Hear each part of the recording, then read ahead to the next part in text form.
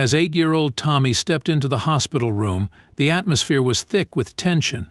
His parents had just welcomed a new member of the family, a tiny baby swaddled in a white blanket.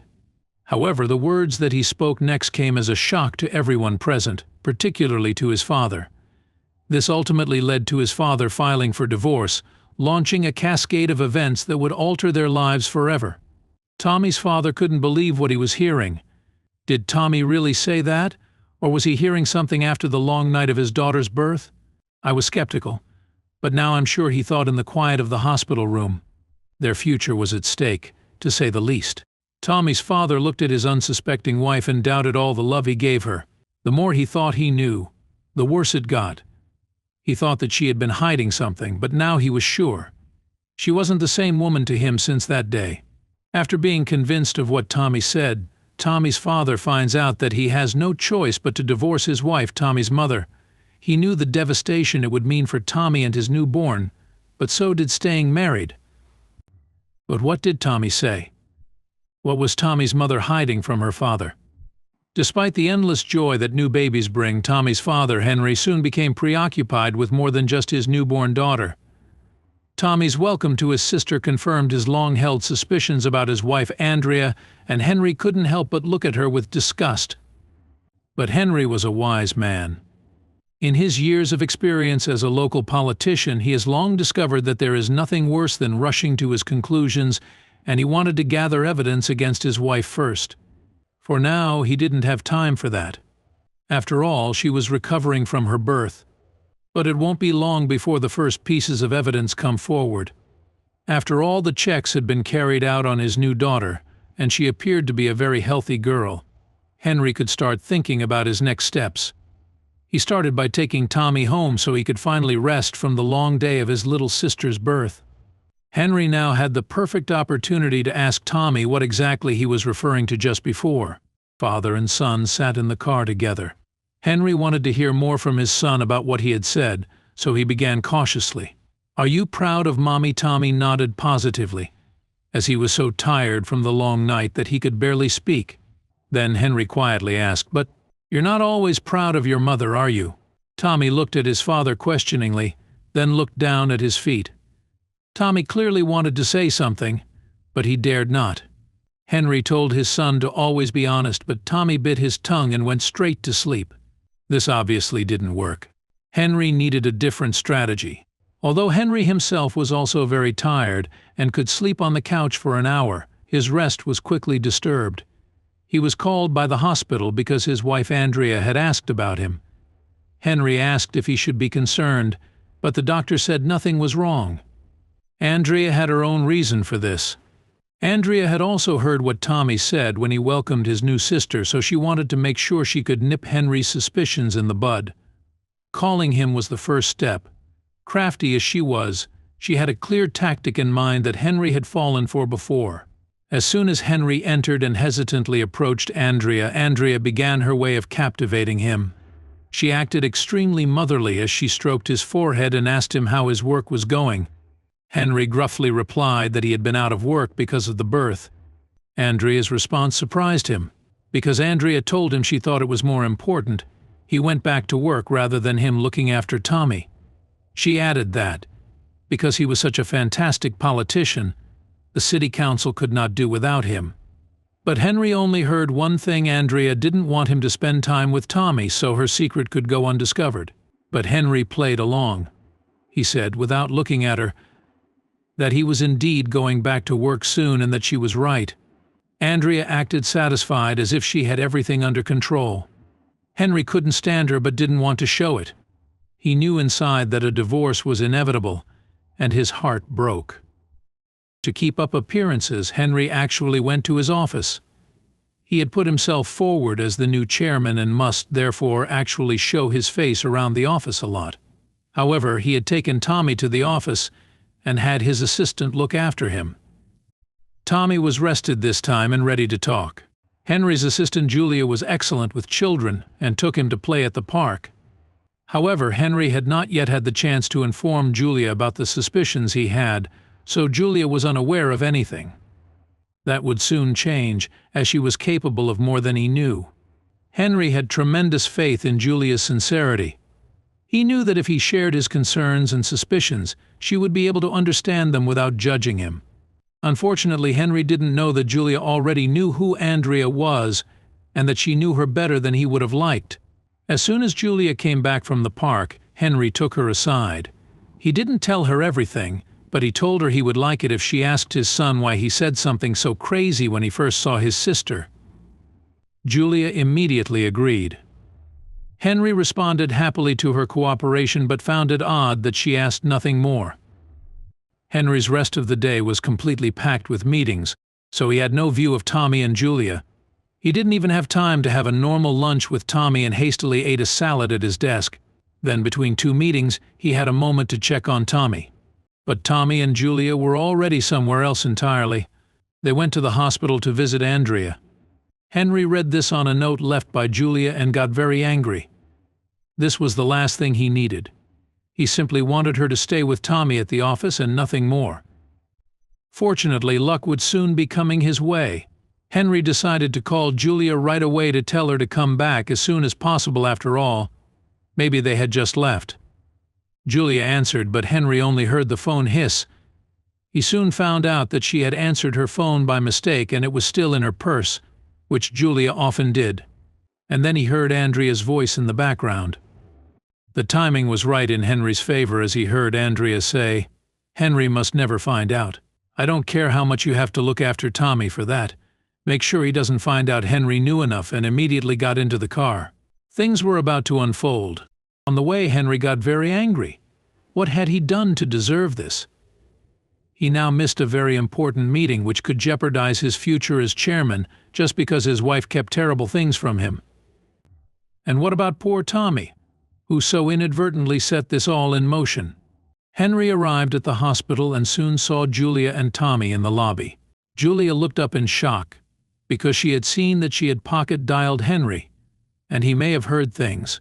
Henry walked up to them determinedly and told Julia she could go back to the office, grabbing Tommy's hand. Julia protested for a moment but understood there was nothing to argue against. She said goodbye to Tommy and left the hospital. Henry walked upstairs with Tommy and gently told him he would like Tommy to help him once they got to Mum. Henry knew that a confrontation awaited him that he would never have wanted. Tommy had no idea what was going on. He had just seen his mother, so why did his father take him back inside the hospital? And why did Julia have to leave? But he just held his father's hand and followed him inside, not knowing what was about to unfold in front of his eyes. As they walked through the hospital, Henry had to try his best not to let his emotions get the best of him.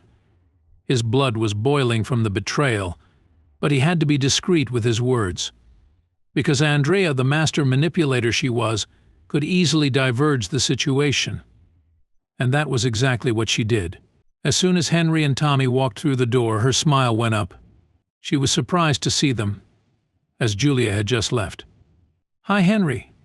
What are you doing here?" she said, spreading her arms for a hug. But Henry was in no mood for affection. "Cut the act." "Andrea," he said firmly. Andrea frowned. "What do you mean, babe?" "I called Julia and heard you telling her I could never find out about something. So what are you hiding from me?" Andrea looked at her husband and shook her head. "Oh, Henry, you have it all wrong." "I was planning a surprise for you," silly Andrea said, slightly annoyed. This took Henry by surprise. For a second he doubted if he had imagined everything. But then he remembered not to fall for Andrea's innocent charades. He needed more evidence. Something that she couldn't talk herself out of. So he took Tommy by the arm and went back to work. He apologized to Julia for snapping at her, but he only did that to keep up his own charade. She had to believe he really thought Andrea was going to surprise him. Only then would his plan work. And to his surprise, she believed him immediately. For the next few days, Henry kept a close eye on his wife and assistant. Andrea had returned home from the hospital and spent her days caring for their newborn daughter and Tommy. Henry went to work as usual and waited for an opportunity to pop up. He had to catch his wife in the act. To Henry's luck, the perfect opportunity arrived sooner than he had anticipated. When he got in his car to go to work, he noticed his car's Bluetooth was still connected to Andrea's phone.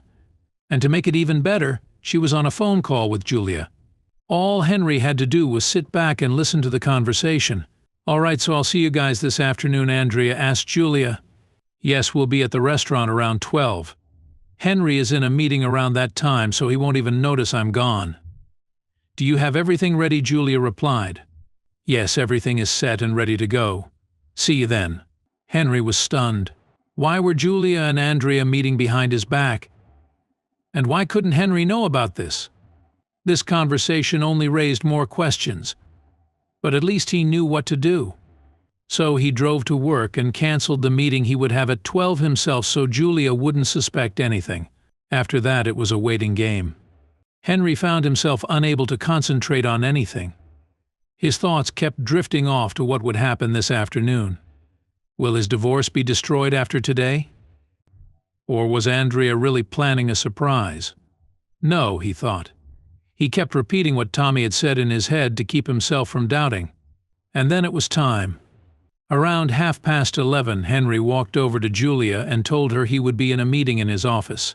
Julia believed him, of course, and said she wouldn't let anyone inside. But around 11:50, Henry heard Julia leaving. This was it. This was his cue.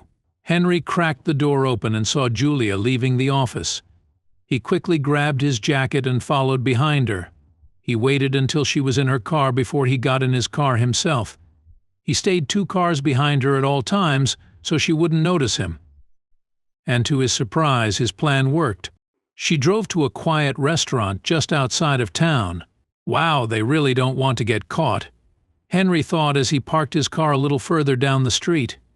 He watched Julia's every move from inside his car and only got out when he was certain she wouldn't see him. When he got out, Henry walked to the back of the restaurant. There he noticed Andrea's car in the parking lot. He figured they would recognize him immediately if he were to walk through the front door. So he wanted to see if there was a way in from the back. And there was, but it was straight through the kitchen. So Henry walked around the restaurant a second time while looking through the window.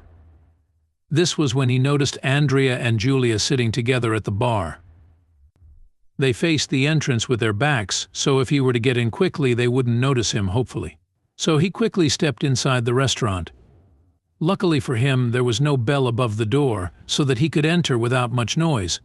He picked a booth behind Julia and Andrea, just close enough to listen to their conversation. But as he ordered a drink, a third person sat down with them. The third person was a tall man who looked a little bit like Julia. "Dave, you made it," Julia yelled as she got up and hugged the man. "Hi, sis, good to see you," he said with a crooked smile on his face. "Sis," Henry thought. What the heck is going on here? But what the man said next shocked Henry even more. "Hey, Andy," Dave said while kissing Andrea on her cheek. "Andy," Henry thought furiously. No one calls her Andy unless they really know her. Henry didn't know what to think. He watched with disgust at the trio, laughing and eating together. After a few hours, Julia said goodbye and left. Henry ducked down in his booth so she wouldn't see him, and to his surprise, it worked. But now only Andrea and Dave were left. And it looked like they knew each other very well. Andrea even had her hand on Dave's knee. Henry couldn't take it anymore, but something told him to wait a little longer. And his patience paid off. Because within 10 minutes of Julia leaving, Dave kissed Andrea. Henry couldn't believe his eyes. He immediately took out his phone and snapped a picture for his attorney. No way Andrea would get away with this. After snapping the picture, Henry stood up and calmly walked over to Andrea. He cleared his throat, and Andrea quickly pulled away from Dave. "Henry," she said in shock, "what are you doing here?" "I knew something was going on as soon as I heard Tommy say something about his new baby sister. I'm not an idiot, Andrea. When my son says that his sister looks like his other daddy, of course I'll get to the bottom of that." Andrea was in shock. She didn't know what to say. But Dave looked just as shocked. He clearly had no idea the baby was his. But Henry had no time to stay any longer. He left the restaurant and drove straight to his lawyer's office.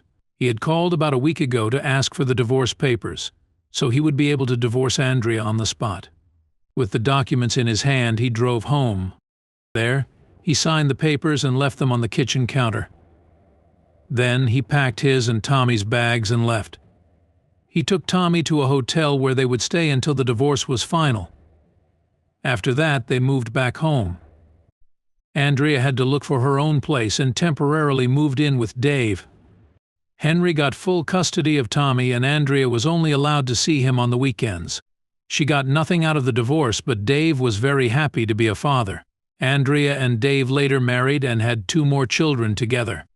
Henry eventually found love again as well, and the 4 of them ended up being excellent co-parents.